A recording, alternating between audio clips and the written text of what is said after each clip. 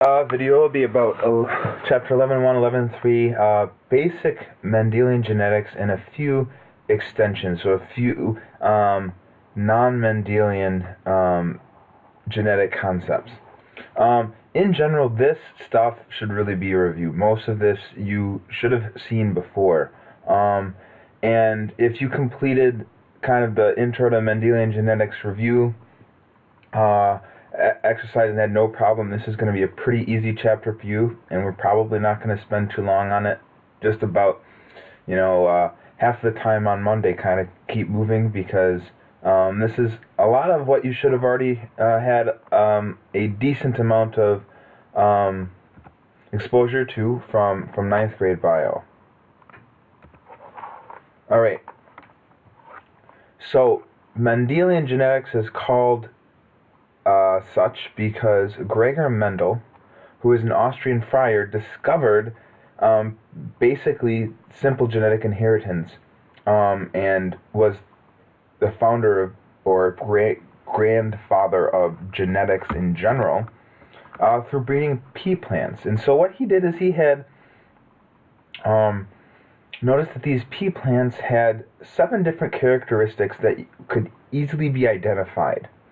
So flower color, seed shape, pod shape, flower position, and plant height. And these things were really easy to make observations on and to collect data on. So he used these characteristics to identify how certain traits were passed on from generation to generation.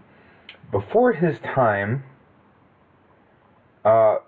people thought that if there's a purple plant and you cross it with a white plant, you'd get kind of a lighter in-between color plant. Okay? And what happened is Mendel took a large crop of purple flowers that always, no matter generation after generation after crossbreeding them, they were always purple. Today we call these homozygotes, and crossed them or pollinated them with pollen from true breeding or homozygous white flowers.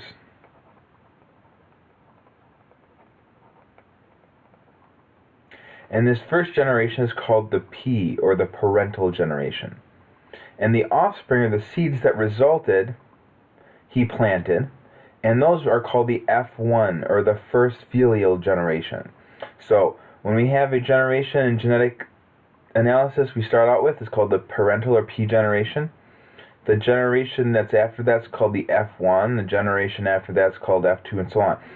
To his surprise, this F1 was all purple flowers. All purple flowers. He didn't expect that. So he planted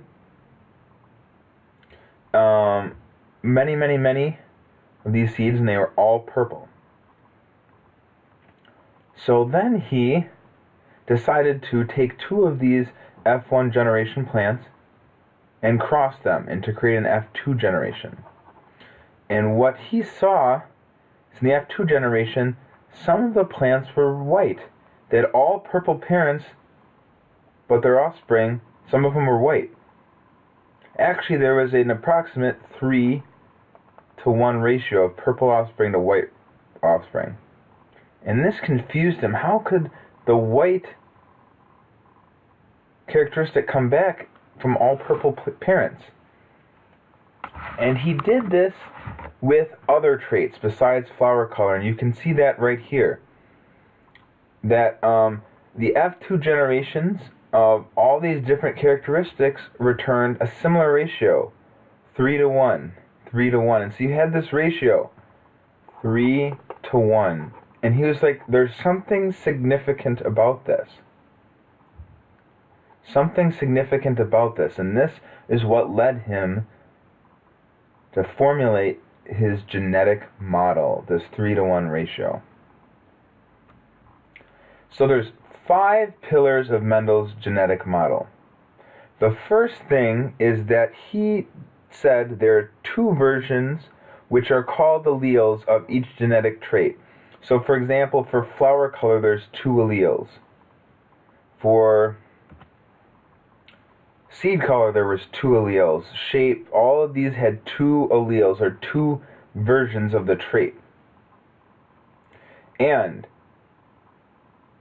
we know now, after we've learned about chromosomes after Mendel's time, that each allele is located on a separate one of a homologous pair of chromosomes. So if this is chromosome 1, and the gene for flower color is located on chromosome 1, there's 2 copies of that gene, one on each chromosome.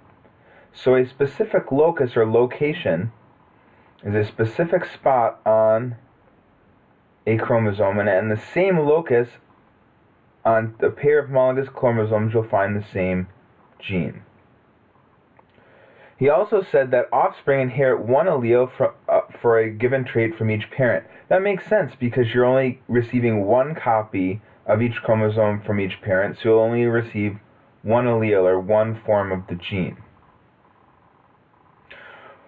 The true genius insight he said was that there are recessive alleles and dominant alleles. And recessive alleles are masked by the presence of dominant alleles. So, some forms of this gene, some alleles, are always expressed, and those are called dominant. Some are only expressed in the absence of the dominant allele. Those are recessive. That's what created this 3-to-1 ratio. This white color was recessive. This purple color was dominant. That's how this white color could reappear in the second generation, because it was recessive, and some of these plants had a copy of this recessive allele, but you couldn't see it because the dominant allele masked it. It's the same thing that happened. Each purple flower and white flower had offspring. In the law of segregation, alleles for a specific trait end up in separate gametes from a given parent. So, for example, my purple flower, one sperm would have one copy, another sperm would have another copy. In the white flower, one pollen grain would have one copy, the other pollen grain would have a different copy. You can't have both alleles from the same gene in one gamete. And lastly, he stated that which gamete a given allele ends up in does not influence any other alleles for other traits. So, for example, if we were looking at 2 traits, seed shape and seed color, an allele for seed color, we'll go into a specific gamete, whichever one of those seed color alleles went into this gamete would have no bearing on which allele for seed shape would be. Alright?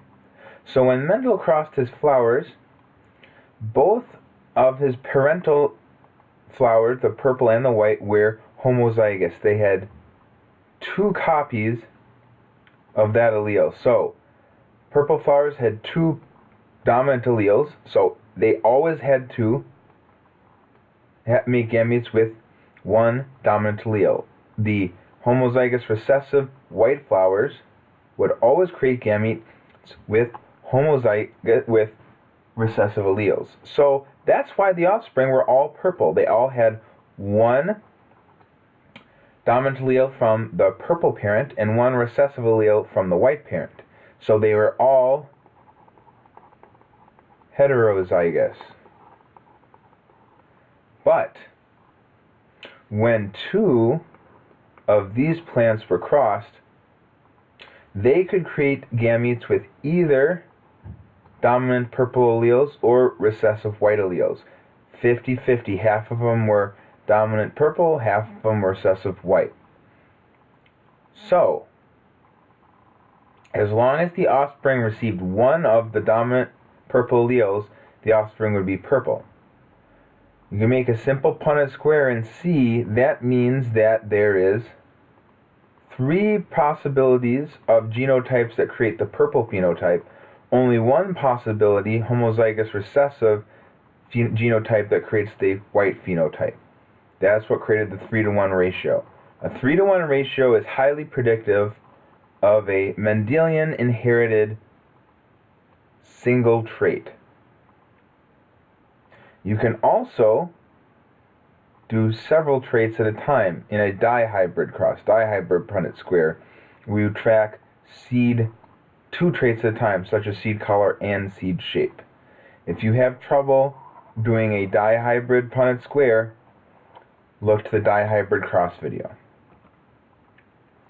So this, in a nutshell, is basic Mendelian genetics. These 5 pillars I would make sure you know.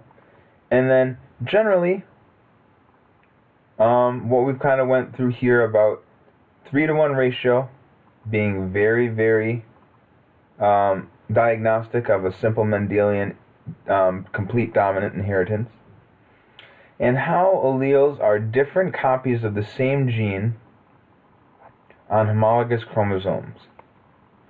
But there are a few instances of extended Mendelian genetics, things that don't completely follow these 5 pillars, but are important to know. One is the degree of dominance. So things that are completely dominant, if the dominant allele is present, it has the dominant phenotype. If the recessive allele is present, it has to have 2 copies to express the recessive phenotype. In incomplete dominance, heterozygous individuals express a phenotype that's in between, or a mix, of the dominant and recessive allele. For example, in snapdragons, a red flower that has 2 copies, is homozygous dominant, 2 copies of the red allele, is crossed with a white flower that has 2 copies of the white allele. All the offspring will have 1 copy of the red and 1 copy of the white. If red was completely dominant, all the offspring, just like in Mendels' pea plant flower color, were all purple, the offspring would all be red. However, we see that they're all pink.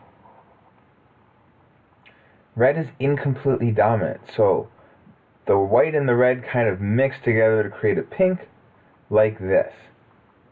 So 2 copies of the red will make it red, 2 copies of the white will make it white.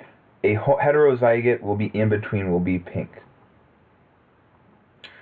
And the second degree of dominance is codominance. In codominance, both the recessive and the dominant phenotypes are expressed. So in flowers such as these, the dominant allele red is expressed when there's 2 copies. The recessive allele white is expressed when there's 2 copies, but in codominance, when there's a heterozygote, we get a mixed red and white splotched flower. Heterozygote codominant, red and white splotched. Heterozygote incomplete dominance, mixed pink. Alright? So, codominance will be our splotched flower. Incomplete dominance will be our pink flower. Complete dominance will be our red or white flower. Another extension is something called multiple alleles. So Mendel's pea plants only had 2 alleles for each trait. So if we go back, they had allele for purple and for white, 1 for yellow, 1 for green, 1 for round, 1 for wrinkled. Some traits have more than 2 alleles. For example, blood groups for blood types are determined by 3 different alleles, an IA allele, an IB, and an II allele. Each individual only has 2 of them. We have 1 copy on each chromosome. It has only 2 of these 3 possibilities, though. So, for example, people who have a blood type of A can either have 2 copies of the IA allele or 1 copy of the IA and 1 copy of the II. Both IA and IB are dominant over II, so IA and IB have a complete dominance relative to II, but people who have to type AB have 1 IA allele and 1 IB. They're co-dominant with each other. So blood typing is pretty complex. It has multiple alleles, an IA, an IB, and an II. And it shows complete dominance in one respect of IA and IB to II, and co-dominance in respect to IA and IB with each other. Because IA and IB, an AB blood type person, makes both the A proteins and the B proteins. It takes 2 copies of II to have an O blood type. So this is an example of multiple alleles, IA, IB, II, instead of just 2, and a good example of codominance for the IA, IB, AB blood group type. Lastly, polygenic and multifactorial inheritance. So, some phenotypes are determined by 2 or more different genes that interact together. In other words, multiple genes contribute to turn one phenotype. For example, in skin pigmentation is called polygenic inheritance. For an example, some gene A, some gene B, and some gene C all contribute to a person's phenotype of skin color. So 3 separate genes all contribute to determining someone's skin color. All right? So, for example, any variation in A, B, or C, or the combination of the 3 will result in a slightly different skin color. So we have this table, this tri-hybrid cross of 64 different patterns. 64 different patterns of skin type. So, because of that, we can have 3 genes that we can make 1, 2, 3, 4, 5, 6, 7 different skin tones from 3 alleles and their combinations. Skin color is really tricky though because it's also a multifactorial phenotype. It means the environment can influence someone's skin color. Such as people living in hot areas over time, that's how dark skin color was beneficial. The melanin produced in dark skin individuals that lived in hotter climates prevented sun damaging the DNA of their skin. And so it is something that has an environmental variable, and different genetic traits that have some degree of environmental influence are multifactorial, and most genetic traits have some degree of multifactorial inheritance. So, this has been basically a review of elementary Mendelian genetics and some extensions that now you should be pretty familiar with. Genetics has a lot of vocab, so things that you should know are these words. From 11.1 through 11.3, make sure these things you're good with. These words you know. These would be the vocabulary for Mendelian genetics. We're not spending a lot of time in Mendelian genetics, so I would make sure we're solid on these. If you have any questions, let me know, and look for the Punnett square and probability videos in case you need help on that.